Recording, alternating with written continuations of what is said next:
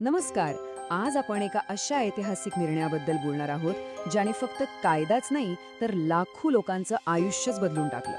हो, आपण बोलतोय नवतेज सिंग जोहर विरुद्ध भारत सरकारच्या त्या केसबद्दल, ज्याला आपण मानवतेचा विजय म्हणून ओळखतो.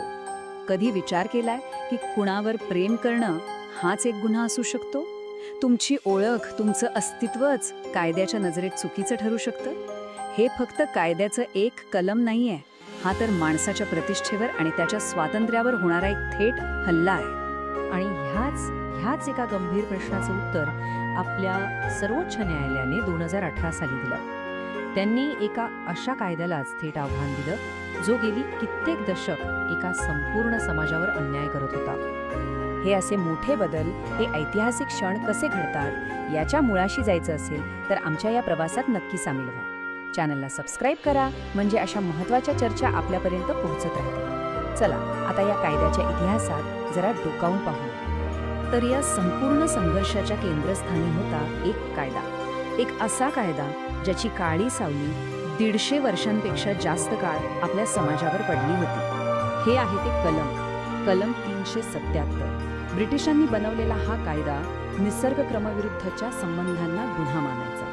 आता गंमत बघा, निसर्गक्रम म्हणजे काय हे इतकं अस्पष्ट होतं की त्याचा वापर सर्रासपणे LGBTQ+ समुदायाला त्रास देण्यासाठी, त्यांना ब्लॅकमेल करण्यासाठी आणि घाबरवण्यासाठी केला जातो. आता या कायद्याचा इतिहास समजून घेणं खूप महत्त्वाचा आहे, कारण हा कायदा काही आपल्या भारतीय संस्कृतीतून किंवा विचारधारेतून आलेला नाही.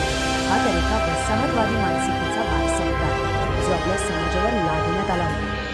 या कायद्याचा प्रवास बघा किती मोठा आणि खडतर होता. 1861 मध्ये ब्रिटिशांनी तो आणला आणि दुर्दैवाने देश स्वतंत्र झाल्यावरही तो तसाच राहिला. 2009 मध्ये दिल्ली हायकोर्टाने एक आशेचा किरण दाखवला, पण 2013 मध्ये सुप्रीम कोर्टाने तो निर्णय फिरवला. म्हणजे विचार करा, ही लढाई किती मोठी आणि अवघड होती.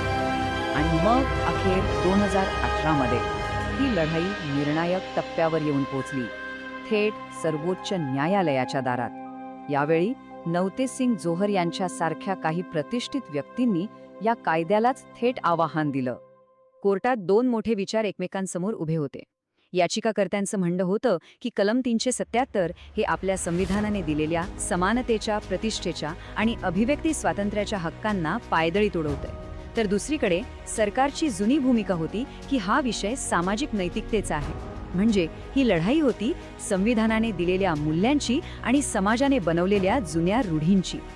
या जबरदस्त युक्तिवादानंतर संपूर्ण देशाचं लक्ष लागलं होतं सर्वोच्च न्यायालयाकडे. लाखो लोकांचा आशा, त्यांचं भविष्य, सगळं काही ह्या एका निर्णयावर अवलंबून होतं. आणि मग तो दिवस उजाडला.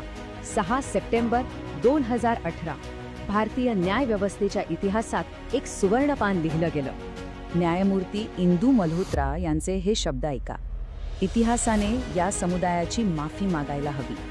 हे फक्त कायदेशीर शब्द नव्हते, हे शब्द म्हणजे त्या लाखो लोकांच्या वेदनांना आणि संघर्षाला दिलेली एक भावनिक कबुली होती. या एका वाक्यानेच या निर्णयाची उंची दाखवून दिली. आणि सगळ्यात महत्त्वाची गोष्ट काय होती माहितीये? घटनापीठावरच्या सर्व न्यायाधीशांनी हा निर्णय एकमताने दिला होता. कोणताही मतभेद नाही, कोणतीही शंका नाही. एक स्पष्ट, एकजूट आणि शक्तिशाली संदेश जो संपूर्ण देशाला दिला गेला. तर मग ह्या ऐतिहासिक निर्णयामुळे नेमकं काय बदललं? सोप्या भाषेत सांगायचं तर समलैंगिकता आता गुन्हा राहिलेली नाही. लैंगिक ओळख ही नैसर्गिक असते हे मान्य झालं. आणि प्रत्येकाला गोपनीयतेचा आणि प्रतिष्ठेचा अधिकार आहे हे पुन्हा एकदा सिद्ध झालं.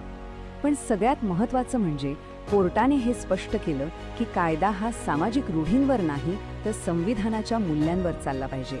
पण थांबा, ही गोष्ट फक्त कोर्टातल्या विजयाची नाहीये. त्याचा खरा आणि खोलवरचा परिणाम तर न्यायालयाच्या बाहेर आपल्या समाजात दिसणार होता. फक्त एक निर्णय, पण या एका निर्णयाने भारतातील लाखो LGBTQ+ नागरिकांना त्या सततच्या भीतीतून मुक्त केलं आणि त्यांना सन्मानाने जगण्याचा हक्क दिला. हा त्यांचा अस्तित्वाचा, त्यांचा ओळखीचा स्वीकार होता. त्यामुळे हा निकाल फक्त एक कायदेशीर विजय नव्हता, तर तो होता मानवतेचा उत्सव. तो प्रेम, ओळख आणि स्वातंत्र्याचा विजय होता. या निकालाने हे दाखवून दिलं की आपलं संविधान किती जिवंत आणि प्रगतिशील आहे. पण प्रवास इथेच संपतो का? नाही. कायदेशीर मान्यता मिळणं हे पहिलं आणि सर्वात महत्त्वाचं पाऊल होतं. आता खरी कसोटी आहे ती सामाजिक स्वीकृतीची, समान हक्कांसाठीच्या पुढच्या प्रवासाची. त्यामुळे आपल्या सर्वांसाठी हा एक प्रश्न आहे की समानतेच्या या प्रवासातलं पुढचं पाऊल काय असेल? जर तुम्हाला वाटत असेल की अशा कथा, असं विश्लेषण लोकांपर्यंत पोहोचायला हवं, तर या प्रयत्नाला लाईक करा, आपल्या मित्रमैत्रिणींसोबत शेअर करा आणि अशाच महत्त्वपूर्ण विषयांवर अधिक माहितीसाठी चॅनलला नक्की सबस्क्राईब करा.